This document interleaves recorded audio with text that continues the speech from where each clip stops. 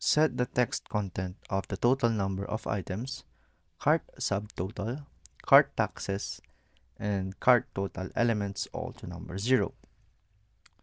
So we have to put our elements first, or declare rather, total number of items, cart subtotal, cart taxes, and cart total.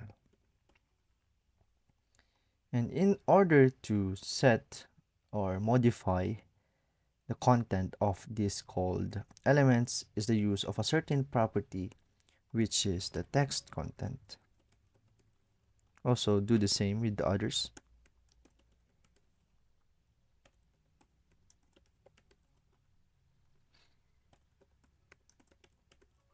And assign them all to 0.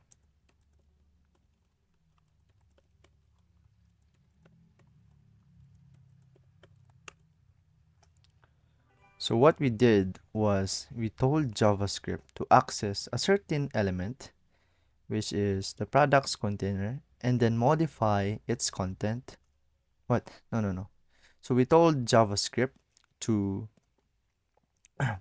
access a certain element, which is a total number of items, and then to modify the content of this called element with the use of property text content and modify them to a vault of 0. So what we did here is also what we did other 3. So that's it. Nice.